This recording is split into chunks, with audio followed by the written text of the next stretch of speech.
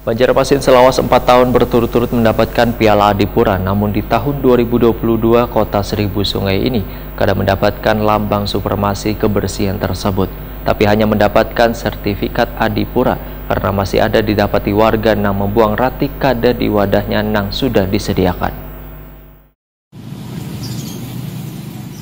Banjarmasin setelah 4 tahun berturut-turut mendapatkan Piala Adipura, namun di tahun 2022, kota Seribu Sungai ini kadang mendapatkan lambang supremasi kebersihan tersebut, tapi hanya mendapatkan sertifikat Adipura. Dinas Lingkungan Hidup Banjarmasin diminta untuk lebih giat lagi mensosialisasikan terkait dengan tata cara membuang ratik karena masih ada didapati warga yang membuang ratik kada di wadah yang sudah disediakan. Demikian disampaikan anggota Komisi 3 DPRD Banjarmasin Sarifah Sakinah wahai rapat dengar pendapat bersama Dinas Lingkungan Hidup Banjarmasin jelang tengah hari Rabu 8 Maret 2023. Politisi Partai Amanat Nasional ini menyatakan permasalahan ratik adalah tanggung jawab bersama, namun penegakan aturan tetap harus dijalankan supaya Piala Adipura bisa didapatkan kembali di tahun mendatang.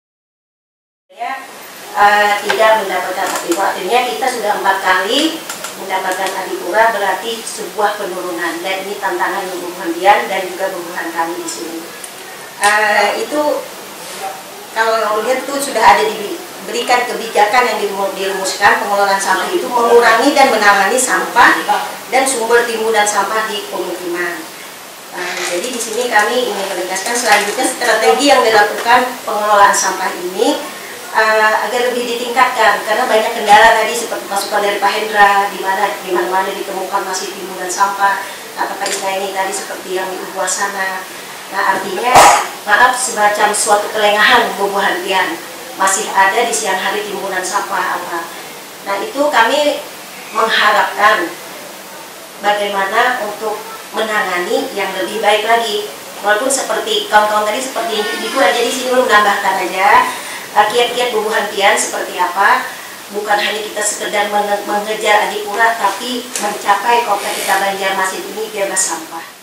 Kepala Dinas Lingkungan Hidup Banjarmasin Alepios Pahalo Pohetakuni Prima TV memadahkan kada dapatnya Piala Adipura ini lantaran sebelumnya hanya 3 kategori penilaian, tapi di tahun ini ada penambahan.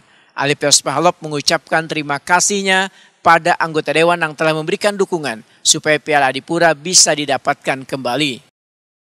Sangat berharap kegiatan hari ini khususnya yang dukungan sangat berarti bagi kami khususnya dengan DLH yang mereka kawan-kawan dari khususnya Komisi 3 yang beri dukungan ke kita sangat apresiasi mereka untuk bagaimana kita bisa meraih kembali apa-apa yang kekurangan kita harus diperbaiki semaksimal mungkin, misalnya ada dukungan yang harus dukungan dana dan lain-lain.